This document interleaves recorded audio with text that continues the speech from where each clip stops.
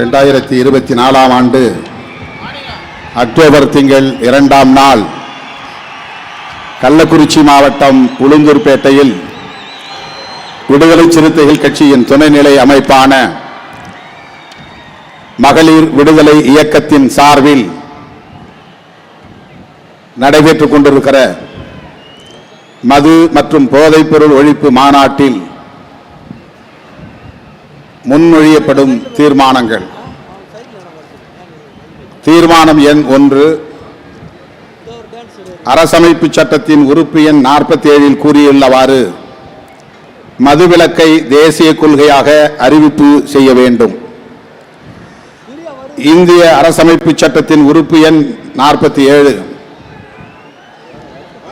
அரசு தனது மக்களின் ஊட்டச்சத்து மற்றும் வாழ்க்கை தரத்தை உயர்த்துதல் மற்றும் பொது சுகாதாரத்தை மேம்படுத்துதல் ஆகியவற்றை தனது முதன்மை கடமைகளாக கருதும். குறிப்பாக மருத்துவ நோக்கங்களுக்காகவன்றி போதை தரும் பானங்கள் மற்றும் உடல்நலத்திற்கு கேடு விளைவிக்கும் மருந்துகள் ஆகியவற்றின் நுகர்வுக்கு தடையை கொண்டு வர அரசு முயற்சிக்கும் என்று கூறுகிறது. இதன் அடிப்படையிலேயே சுதந்திரத்திற்கு பிறகு அமைந்த காங்கிரஸ் அரசு மதுவிலக்கு விசாரணை ஆணையம் ஒன்றை அமைத்தது. இந்தியா முழுவதும் மதுவிலக்கை நடைமுறைப்படுத்துவதற்கான பரிந்துரைகளை அந்த ஆணையம் அளித்தது. அதன் பிறகு நீதிபதி தேக்சந்த் தலைமையில் ஒரு ஆணையம் அமைக்கப்பெற்றது. அதுவும் தனது பரிந்துரைகளை அரசுக்கு அளித்தது. அப்போது இருந்த காங்கிரஸ் தலைமையிலான இந்திய ஒன்றிய அரசின் இந்த முயற்சிகளுக்கு மாநில அரசுகள் ஒத்துழைக்காததால் அந்த முயற்சிகள் கைவிடப்பட்டன. அதன் பிறகு மாநில அரசுகள் மதுவிலக்கை ரத்து செய்து சட்டம் இயற்றி மதுக்கடைகளை திறந்தன. இது அரசமைப்பு சட்டத்தின் வழிகாட்டு நெறிமுறைகளுக்கு எதிரானதாகும். சட்டத்தின் அடிப்படையிலோ அல்லது பொதுவான வகையிலோ அரசு எடுக்கும் ஒவ்வொரு நிர்வாக நடவடிக்கையும் நியாயமானதாகவும் பொது நலனை அடிப்படையாக கொண்டு இருக்க வேண்டும். தனது நடவடிக்கை நியாயமாகவும் பொதுநலனுக்கு உதவுவதாகவும் இருக்கிறதா என்பதை தீர்மானிப்பதற்கு அரசமைப்பு சட்டத்தின் வழிகாட்டு நெறிமுறைகளுக்கு உகந்ததாக அது உள்ளதா என்ற அளவுகோலை மாநில அரசு பயன்படுத்த வேண்டும் என கஸ்தூரிலால் எதிர் ஜம்மு காஷ்மீர் அரசு வழக்கில் உச்சநீதிமன்றம் கூறியுள்ளது. அவ்வாறு பார்க்கும்போது மதுவிலக்கை ரத்து செய்வதென்பது பொது நலனுக்கு உகந்ததல்ல என்பதோடு நியாயமற்றதும் ஆகும். எனவே இதனை ஒன்றிய அரசு அனுமதிக்க கூடாது. தேசிய மதுவிலக்கு கொள்கையை இயற்றுவதன் மூலமே மதுவிலக்குக்கு எதிரான மாநில அரசுகளின் நடவடிக்கைகளை தடுக்க முடியும். எனவே அரசமைப்பு சட்டத்தின் உறுப்பு எண் 47 கூறியுள்ளவாறு மதுவிலக்கை தேசிய கொள்கையாக அறிவிப்பு செய்து சட்டம் இயற்ற வேண்டும் என இந்திய ஒன்றிய அரசை இம்மாநாடு வலியுறுத்துகிறது. தீர்மானம் எண் 2,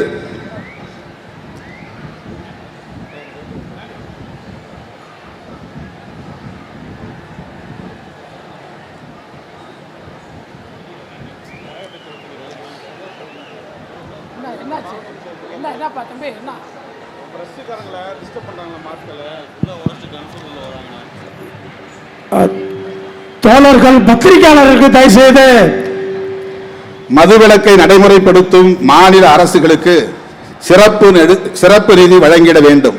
தீர்மானம் எண் 2, மாநில அரசுகள் வருவாய் பற்றாக்குறை காரணமாகவே மதுக்கடைகளை திறப்பதாக கூறுகின்றன.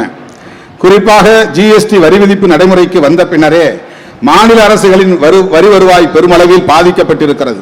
அதற்காக வழங்கப்பட்டு வந்த ஜிஎஸ்டி இழப்பீட்டு தொகையை 2022ஆம் ஆண்டுடன் ஒன்றிய அரசு நிறுத்திவிட்டது. ஆனால் 2023இல் 1,45,000 கோடி ரூபாய் ஜிஎஸ்டி இழப்பீட்டுக்கான செஸ் வரியை ஒன்றிய அரசு வசூலித்துக் கொண்டது. 2024ஆம் நிதியாண்டில் 1,51,000 கோடி ரூபாயை வசூல் செய்ய திட்டமிட்டுள்ளது. மதுவிலக்கை நடைமுறைப்படுத்தினால் மாநில அரசுகள் கடுமையான நிதி பற்றாக்குறைக்கு ஆளாக நேரிடும்.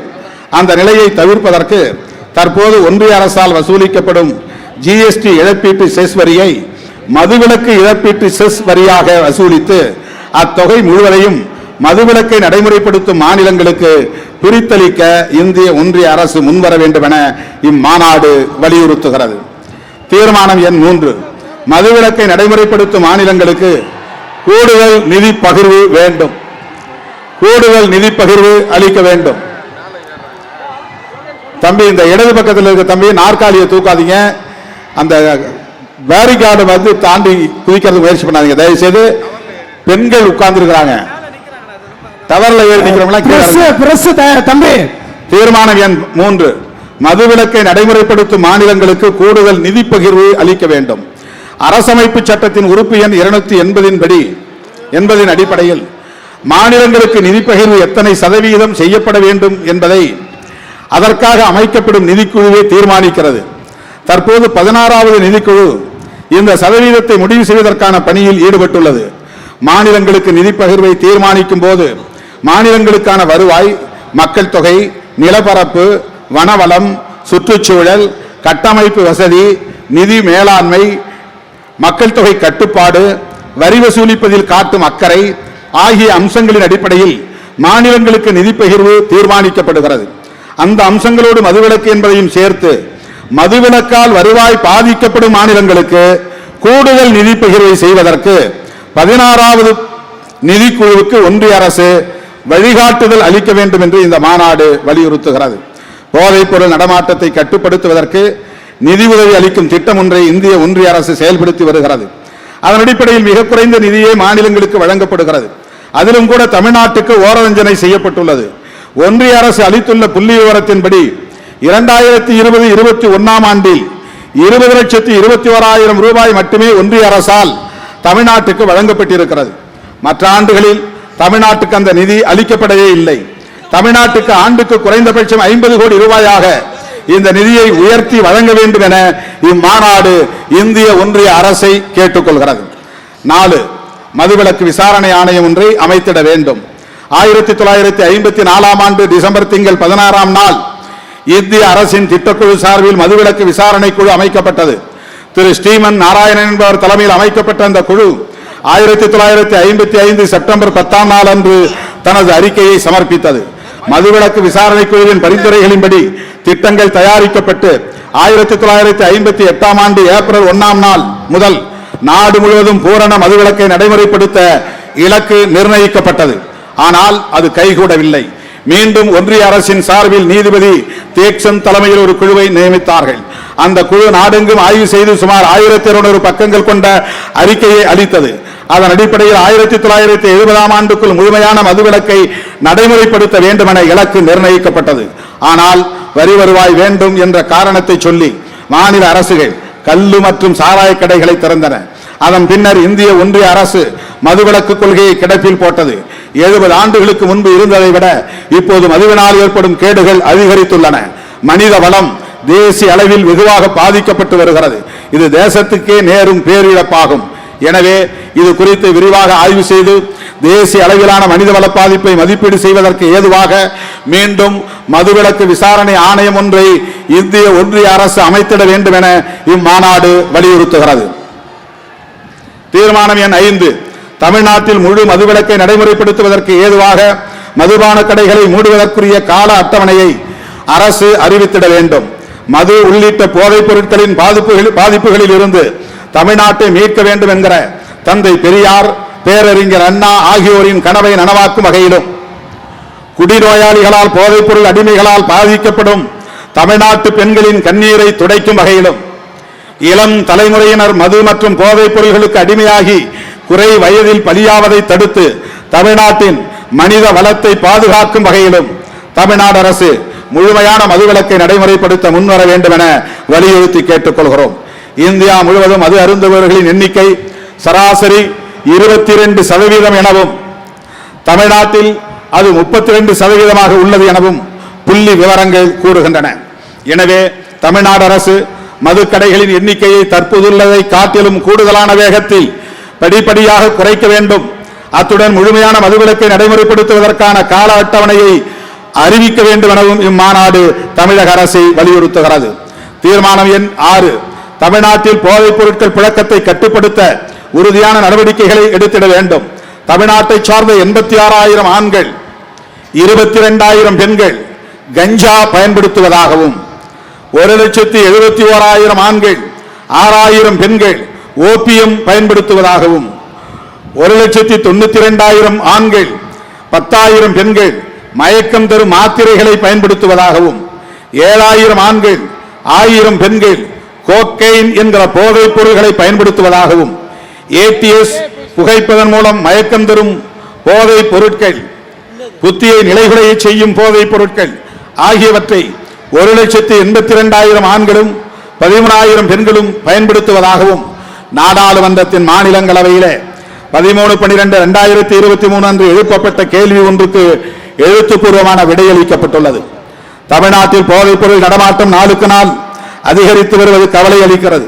நாடாளுமன்ற மாநிலங்களவையில் 2023 டிசம்பர் மாதத்தில் தெரிவிக்கப்பட்ட தகவலின்படி தமிழ்நாட்டில் 2020 ஆண்டில் சுமார் 4 கிலோ ஓபியமும் 2,98,678 கிலோ கஞ்சாவும் கைப்பற்றப்பட்டதாகவும் 2021 ஆண்டில் 21 கிலோ ஓபியமும் 1,824 கிலோ கஞ்சாவும் கைப்பற்றப்பட்டது எனவும் 2022 ஆண்டு 21 கிலோ ஓபியமும் 27,223 கிலோ கஞ்சாவும் கைப்பற்றப்பட்டது என்றும் தெரிவிக்கப்பட்டுள்ளது.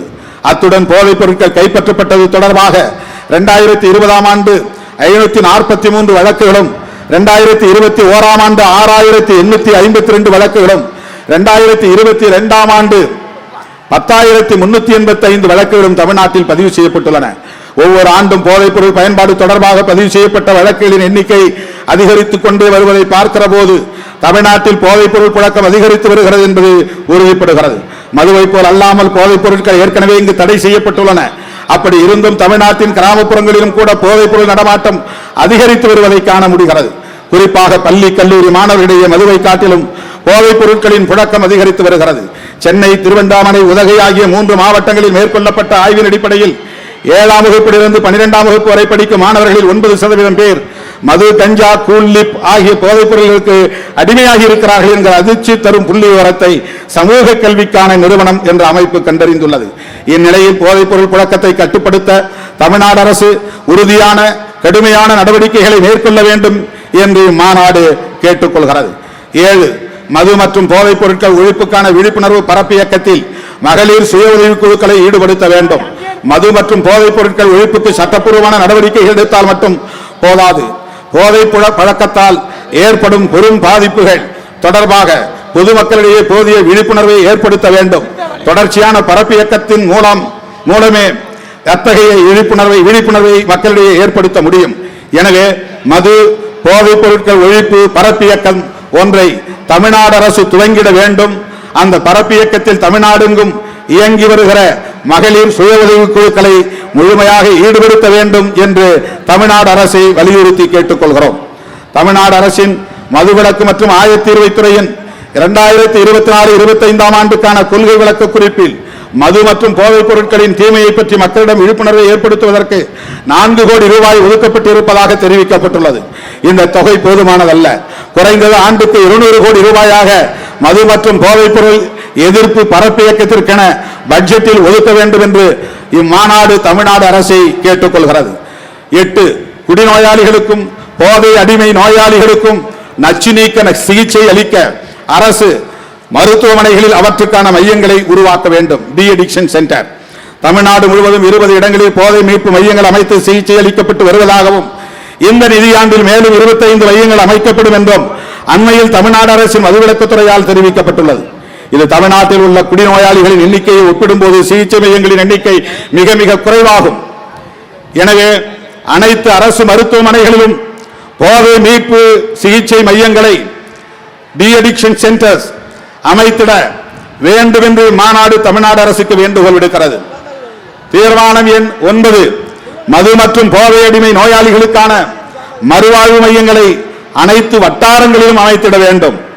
நேஷனல் ஹெல்த் மிஷன் திட்டத்தின் கீழ் தமிழ்நாடு அரசு 2020 ஆண்டில் 7 அரசு மருத்துவக் கல்லூரி மருத்துவமனைகளில் மது மற்றும் போதைப் பொருட்களால் பாதிக்கப்பட்டவர்களுக்கான மறுவாழ்வு மையங்களை துவக்கியது.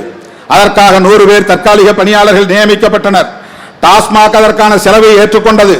ஆனால் டாஸ்மாக் தொடர்ந்து நிதியளிக்க மறுத்ததால் அந்த திட்டம் 2023 ஆண்டுடன் நிறுத்தப்பட்டு அந்த தற்காலிக பணியாளர்கள் வேலை நீக்கம் செய்யப்பட்டனர். இது குடி மற்றும் போதை அடிமை நோயாளிகளை மீட்பதற்கு தமிழ்நாடு அரசு போதிய அக்கறை காட்ட வேண்டும் என்பதை உணர்த்துகிறது. 2023-24 ஆண்டில் மது மற்றும் போதைப் பொருட்களால் பாதிக்கப்பட்டவர்களுக்கு நிவாரணம் வழங்குவதற்கு 2.5 கோடி ரூபாய் ஒதுக்கப்பட்டதாகவும் அதில் 490 பேர் பயனடைந்ததாகவும் தமிழ்நாடு அரசு தெரிவித்துள்ளது. இது மிக மிக குறைவான தொகை என்று கருதுகிறோம். குறைந்தபட்சம் 100 கோடி ரூபாயாவது அதற்கென ஒதுக்கி அனைத்து வட்டாரங்களிலும் மறுவாழ்வு மையங்களை அமைக்க வேண்டும் என்றும் குடிநோயாளிகளின் குடும்பத்தினருக்கு வாழ்வாதார நிதி வழங்க வேண்டும் என்றும் இம்மாநாடு தமிழக அரசை கேட்டுக்கொள்கிறது. 10. டாஸ்மாக் என்னும் அரசு நிறுவனத்தின் மது வணிக தொழிலாளர்களுக்கு மாற்று வேலை வழங்கிட வேண்டும். டாஸ்மாக் நிறுவனத்தின் அரசு மதுபான கடைகளில் சுமார் 30,000 தொழிலாளர்கள் வேலை செய்கின்றனர். மதுவிலக்கை நடைமுறைப்படுத்தும் நோக்கில் அரசின் மதுக்கடைகள் படிப்படியாக மூடப்பட்டால் அவற்றில் பணிபுரியும் விற்பனையாளர்கள், பார்வையாளர்கள் உள்ளிட்ட மேற்பார்வையாளர்கள் உள்ளிட்ட ஏராளமான தொழிலாளர்கள் தங்களின் வேலையை இழக்க நேரிடும். எனவே அவர்களது வாழ்வாதாரத்தை பாதிக்காதவாறு அந்த தொழிலாளர்களுக்கு மாற்று வேலை வாய்ப்பை வழங்கிட வேண்டும் என தமிழ்நாடு அரசை இம்மாநாடு வலியுறுத்தி கேட்டுக்கொள்கிறது. தீர்மானம் எண் 11. தமிழ்நாடு சட்டப்பேரவையில் தீர்மானம் நிறைவேற்ற வேண்டும். மதுவிலக்கை தேசிய கொள்கையாக அறிவிக்க வேண்டும் என்றும் மதுவிலக்கை நடைமுறைப்படுத்தும் மாநிலங்களுக்கு சிறப்பு நிதி அளிக்க வேண்டும் என்றும் 16வது நிதிக்குழுவில் மாநிலங்களுக்கு நிதி பகிர்வை தீர்மானிக்கும் போது மதுவிலக்கை நடைமுறைப்படுத்தும் மாநிலங்களுக்கு கூடுதலாக நிதியை பகிர்ந்தளிக்க வேண்டும் என்று வலியுறுத்தி தமிழ்நாடு அரசு சட்டப்பேரவையில் தீர்மானம் ஒன்றை நிறைவேற்றி அதை இந்திய ஒன்றிய அரசுக்கு அனுப்பி வைக்க வேண்டும் என்று இம்மாநாடு வலியுறுத்துகிறது. கடைசி தீர்மானம். மதுவிலக்கு பரப்பு இயக்கத்தில் அனைத்து தரப்பு ஜனநாயக சக்திகளும் ஒருங்கிணைய வேண்டும். மது மற்றும் போதைப் பொருட்களின் பயன்பாடு தமிழ்நாட்டில் அனைத்து தரப்பு மக்களுக்கு மிகப்பெரிய கேடாக அமைந்துள்ளது. அதனை கட்டுப்படுத்துவதும் தமிழ்நாட்டு மக்களை போதைப் பொருட்களின் அடிமைத்தனத்தில் இருந்து மீட்டெடுப்பதும் அரசாங்கத்தின் பொறுப்பு மட்டுமல்ல, அனைத்து தரப்பினரின் முதன்மையான கடமையாகும். எனவே தமிழ்நாட்டு மக்களின் எதிர்கால நலன்களை கருத்தில் கொண்டு மது மற்றும் போதைப் பொருட்கள் ஒழிப்புக்கான பரப்பு இயக்கத்தில் அனைத்து அரசு சாரா அமைப்புகளும், NGOs, அரசு சாரா அமைப்புகளும், அரசியல் கட்சிகளும், சமூக பண்பாட்டு இயக்கங்களும், ஊடகங்களும், இன்ன பிற அமைப்புகளும் தேசத்தின் மனித வளத்தை பாதுகாக்கும் பொறுப்புணர்வோடு தங்களை ஈடுபடுத்திக் கொள்ள முன்வர வேண்டும் என இம்மாநாடு அறைகூவல் விடுக்கிறது. இந்த 12 தீர்மானங்களையும் என் உயிரின் உயிரான விடுதலை சிறுத்தைகளே கைகளை தட்டி ஆரவாரம் செய்து நிறைவேற்றி தருமாறு உங்களை மெத்த பணிவோடு கேட்டுக் கொள்கிறேன். நிறைவேறியதா? நிறைவேற்றி தந்த உங்களுக்கு என்னுடைய நெஞ்சார்ந்த நன்றி. பால பிரஜாபதி அடிகளார் அவர்கள் மேடையில் இருக்கிறார். அவர் வந்ததும் ஒரு வேண்டுகோளை வைத்தார். காந்தி பிறந்த நாள், சுதந்திர நாள், குடியரசு நாள் போன்றவற்றில் மதுபான கடைகளுக்கு விடுமுறை அளிக்கப்படுகிறது. மாண்புமிகு முதல்வரின் கவனத்திற்கு நீங்கள் எடுத்துச் சென்று ஐயா வைகுண்டரின் பிறந்த நாளிலும் மதுக்கடைகளை மூட வேண்டும் என்ற கோரிக்கையை விடுத்தார். அதையும் 13வது தீர்மானமாக விடுதலை சிறுத்தைகள் கட்சி இங்கே முன்மொழிகிறது. அந்த தீர்மானத்தை நீங்கள் நிறைவேற்றி தர வேண்டும் என்று கேட்டு நன்றி கூறி முடிக்கிறேன். இப்போது மகளிர் விடுதலை இயக்கத்தின் மாநில செயலாளர் இரா நற்சோனை அவர்கள் வரவேற்புரை சுருக்கமாக ஆற்றுவார். வரவேற்புரையுடன் மாநாடு தொடங்குகிறது.